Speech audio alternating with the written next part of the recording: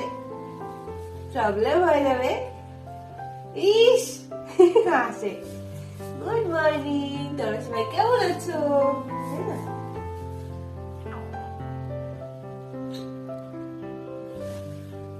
Hello friends, তোমরা সবাই কেমন আছো? আশা করছি সবাই খুব ভালো আছো, আর আমরাও অনেকটা ভালো আছি। তো চলো তোমাদের সকলকে আমার চ্যানেলে স্বাগত জানিয়ে আজকে একটা নতুন ব্লগ স্টার্ট করা যাক। আজকে হচ্ছে 23শে নভেম্বর, আর এখন বেজে গেছে সকাল প্রায় 10টা, না? কটা বাজে? 10:15।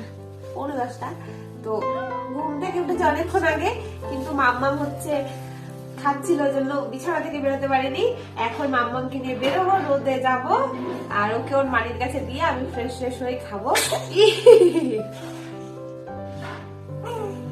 তো এইদিকে ঘুম থেকে উঠে তো মাম্মামকে একটুখানি ফ্রেশ করে দিলাম, আর এখন মা এসেছে ওকে একটু নেবে বলে। তবে তার মধ্যে ইপসিতাও রেডি হয়ে চলে এসেছে, বলছে মাম্মামকে কোলে নেবে, যাবে স্কুলে, স্কুল ড্রেস পরে রেডি, তারপরেও কোলে নিতেই হবে। আমি মা অনেক করে বারণ করলাম, কারণ যেহেতু স্কুল ড্রেস পরে আছে, বাই চান্স যদি হিসু বা পটি করে দেয়, কিন্তু তা সত্ত্বেও বলছে কোলে নেবে, বলছে হিসু করলে করুক, কোনো অসুবিধা নেই। কিছুতেই কথা শুনলো না, কোলে নিল।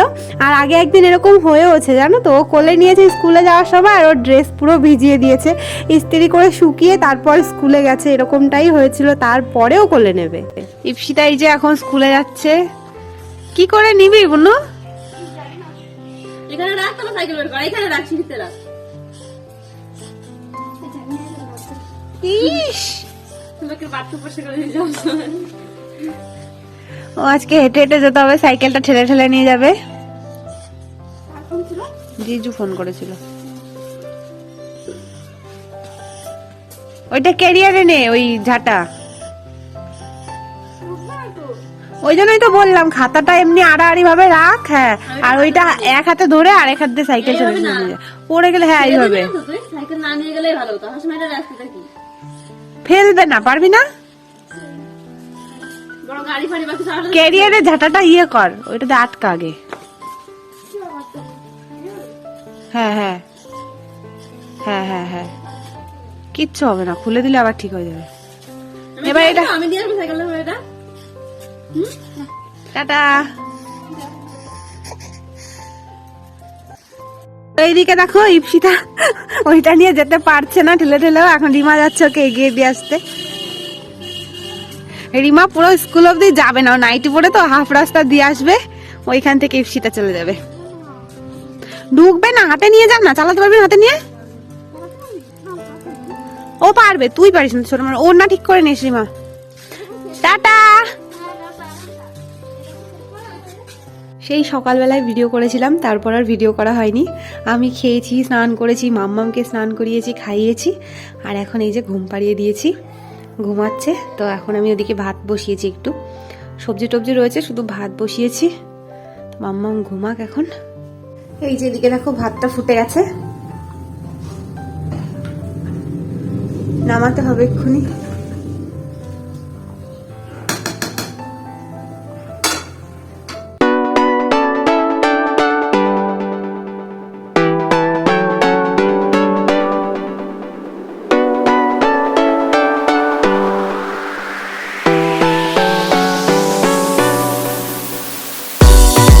খাওয়া দাওয়া হয়ে গেছে, আর এখন এই যে এই ফেব্রিকগুলো আর তুলিটা নিয়ে নিলাম।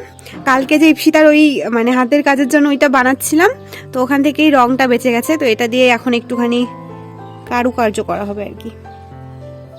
চলো আমি এখন একটু টাইম পাস করি, মাম্মাম ঘুমাচ্ছে, ও ঘুমাচ্ছে বলেই সম্ভব হচ্ছে, এটা না ঘুমালে হতো না। প্রায় 1 বছর আগে আমাদের ঘরের ভেতরে প্রত্যেকটা দরজার সামনে আমি আলপনা দিয়েছিলাম, আর তখন থেকেই ঠিক করেছিলাম যে এই জায়গাটাতেও একটা আলপনা দেবো। তবে এই 1 বছর হতে চললো, কিন্তু আমার আর সময় হয়ে ওঠেনি। তবে আজকে ভেবেছিলাম যে আমি আলপনাটা দেবই, আর তার মধ্যে মাম্মামও বেশ সুন্দর ঘুমিয়েছিল, ওই জন্য আমি আলপনা দেওয়াটা আজকে সেরেই নিলাম।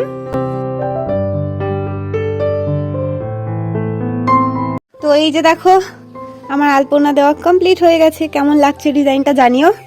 ভেবেছিলাম আর একটু বেশি ডিজাইন করব, কিন্তু না, মাম্মাম যদি আবার উঠে পড়ে সেই ভয়ে হালকা ফুলকা করে দিয়েছি, মানে রংটা সদ্ব্যবহার করার জন্যই করা। তো এই হচ্ছে ব্যাপার, বাকি যেটুকু আছে ওটুকু ইপসিতা সদ্ব্যবহার করবে, যা ইচ্ছা করবে। তো চলো আপাতত কাজবাজ কমপ্লিট হলো। আর আজকে না অনেক দিন পর আমার একটু উঠোন ঝাড় দিতে ইচ্ছা করছে, অনেক দিন দিই না, তো ওইদিকে রিমা উঠান ঝাড় দিচ্ছে, ওই দেখা যাচ্ছে ও রাস্তায় চলে গেছে ঝাড় দিতে দিতে। তো ওই জন্য আমারও ইচ্ছে করছে আমিও এখন একটু ঝাড় দেবো ভাবছি। এমনি ঝাঁটা দিয়ে তো ঝাড় দিতে পারবো না, তবে ওই ঝাঁটার পেছনে ওই যে বাঁশ লাগানো আছে ওটা দিয়ে ঝাড় দেবো। ওই যে রিমা, এই লম্বা ঝাঁটা কই? তো দেখা যাক, একটু তো দিই, যদি কষ্ট হয় তাহলে। তো এদিকে তো আমি রিমার সঙ্গে এসে জয়েন হয়ে গেছি উঠোন ঝাড় দিতে। আর আমার না সত্যি কথা বলতে এরকম উঠোন ঝাড় দিতে বেশ ভালোই লাগে, অল্প অল্প নোংরা থাকবে, খুব বেশি নোংরা থাকলে আবার ভালো লাগে না। তো যাই হোক, এদিকে দুজনে মিলে প্রথম ঝাড় দিচ্ছিলাম, পরে আবার রিমাকে বললাম যে আমি একাই দিই, কারণ দুজনে মিলে না আরো বেশি অসুবিধা হচ্ছিল। কিন্তু ও কিছুতেই আমাকে ঝাড় দিতে দেবে না, বলছে তো শরীর ভালো না, দিতে হবে না। কিন্তু সত্যি আমার আজকে এত ইচ্ছে কেন করছিল জানি না, ভীষণই ইচ্ছে করছিল ঝাড় দিতে, তো ওই জন্যই উঠানটা ঝাড় দিলাম। আর বেশ ভালোও লাগছিল। আর মাম্মাম না এখনো ঘুমিয়েছিল, আজকে অনেক দিন পরও দিনের বেলা এত সুন্দর ঘুমাচ্ছে। রাত্রিবেলায় তো রোজই ও ভালো ঘুমায়, তবে দিনের বেলায় না এখন খুব একটা ঘুমাতে চায় না, ওই স্নান সেরে একটুখানি ঘুমায় তারপরেই আবার উঠে যায়। তবে আজকে 3-4 ঘন্টা হয়ে গেল একটানা ঘুমাচ্ছে, মাঝে একবার একটুখানি খাইয়ে দিয়েছিলাম, তারপরে আর ওঠেনি, ঘুমিয়েই আছে। সেই সুযোগে আমিও একটু কাজবাজ করছি, সেই সাথে সবার সাথে গল্প করছি, বাইরে এসেছি, বেশ ভালো লাগছে। কারণ কয়েক মাস ধরে তো সারাদিন ঘরেই থাকি, ঘরে থেকে থেকে না বোর হয়ে গেছি। এখন এই যে ঝাঁটাটা হাতে নিয়ে চলে এলাম ছাদে, তার কারণ হচ্ছে আজকে ছাদটারও একটু ব্যবস্থা করা হবে। মাম্মা ঘুমাচ্ছে দেখে সব কাজ করব। ওই যে রিমা কাজ করছে। আসলে ছাদের এই যে এই সাইডগুলো দিয়ে না গাছের টবগুলো রয়েছে, অ্যালোভেরার টব, আর এই যে পেছনে দেখো এই যে ফুল তুলে রেখেছে। তো শীতকালে হচ্ছে আমাদের ছাদে ফুল নাড়া হয়, এই ফুলগুলো সব ছিঁড়ে শুকানো হবে, এগুলোতে বীজ হবে। তো ওই জন্যই ছাদের ওই সাইডটা পরিষ্কার করতে হবে, কারণ ওই সাইডেই বেশি রোদ্দুর আসে।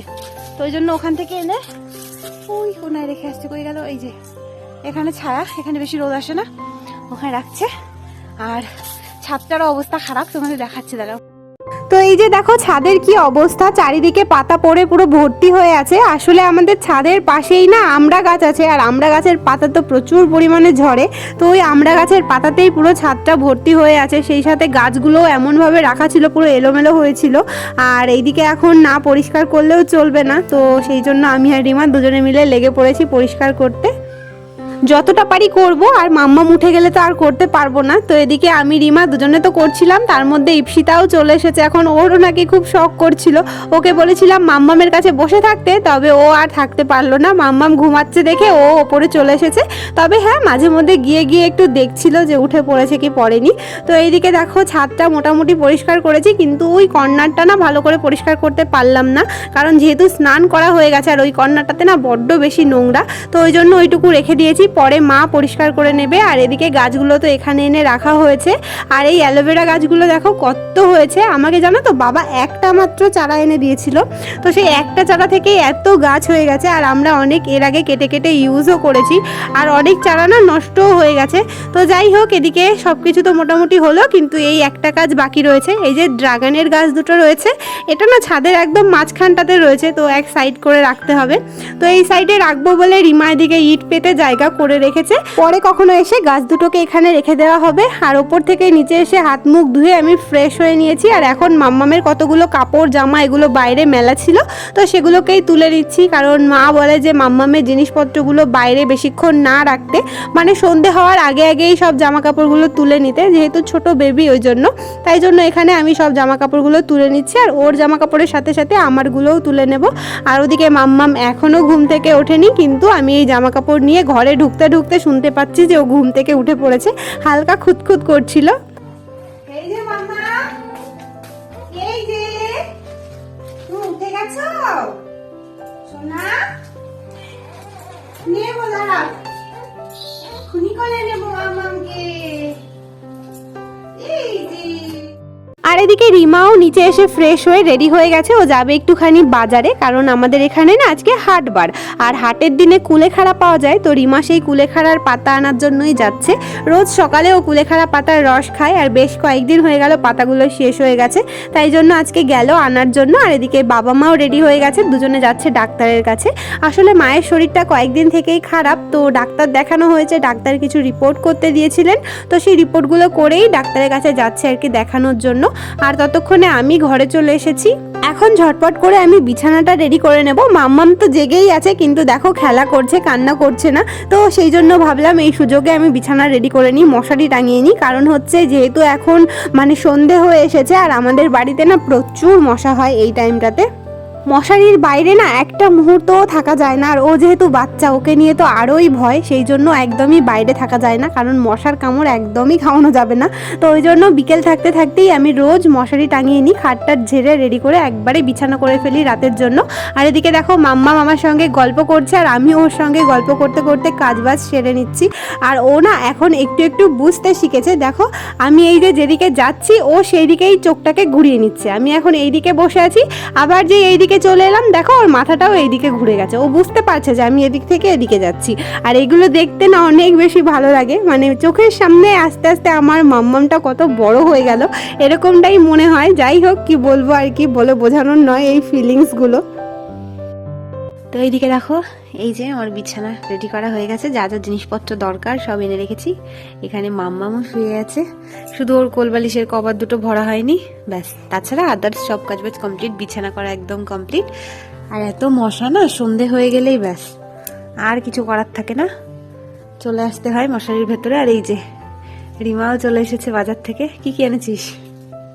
জিলিপি আর হচ্ছে ব্রেড আর সস, কারণ আজকে জিলিপি তো খাবোই, আর তার সঙ্গে হচ্ছে ডিম টোস্ট খাবো, তো ওই জন্য নিয়ে এসেছে। তুমি খাবে মাম্মাম জিলিপি? ও মাম, মাম্মাম, মাম্মাম।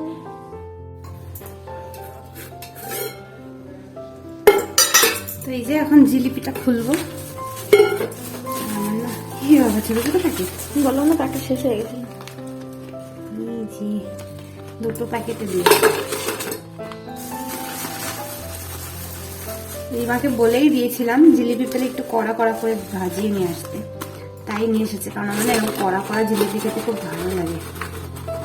এই কত রস বেরোচ্ছে, কেবলই ভাজা না, তাই না? শুরু হয়ে গেছে। একা রেখে আসলেই শুরু হয়ে যায়। এই যে এটা এখন খাবো আমি।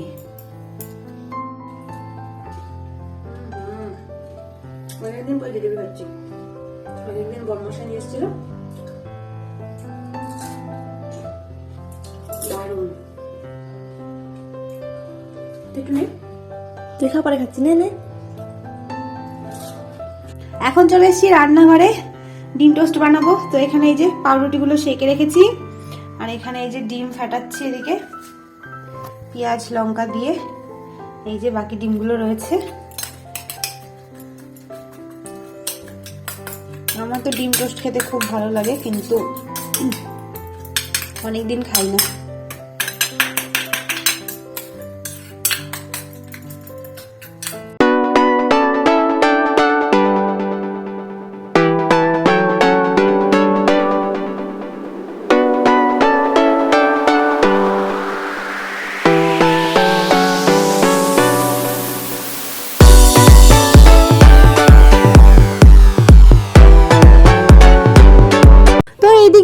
ডিম টোস্ট তো বানানো রেডি হয়ে গেছে, আর সেই সাথে রিমা ওদিকে ভাত রান্নাও বসিয়ে দিয়েছে, কারণ মা বাবা এখনো বাড়িতে ফেরেনি, তো রাতের রান্নাটা রিমাকেই করতে হবে। আর এখন আমরা ডিম টোস্ট খেয়ে নিয়েছি, আর এদিকে রিমার রান্না বান্নাও হয়ে গেছে, আর বাবা মাও বাড়িতে চলে এসেছে। আর আসার সময় এই যে কিছু জিনিস নিয়ে এসেছে, সেগুলোই তোমাদেরকে একটুখানি দেখাচ্ছিলাম। এদিকে এই যে মায়ের জন্য একটা রুমাল টুপি এনেছে, আর এনেছে একটা কম্বলের কভার। আসলে আমি এতদিন যে কম্বলটা গায়ে দিতাম সেই কভারটা না একটু ছোট ছিল, তো এই বছর একটা অন্য কম্বল গায়ে দেবো ভেবেছি, তাই জন্যই এই কভারটা আমার জন্য নিয়ে এসেছে। আর তার সঙ্গে এনেছে বাবার জন্য একটা হুডি। তো এই হচ্ছে কেনাকাটা। তো যাই হোক, আজকের ভিডিওটা তোমাদের কেমন লাগলো অবশ্যই কিন্তু কমেন্টে জানিও, একদম ভুলো না জানাতে। তো চলো আজকের ভিডিওটা এখানেই শেষ করছি, তোমাদের সঙ্গে দেখা হবে নেক্সট দিন একটা নতুন ব্লগে। সবাই খুব ভালো থেকো, বাই বাই।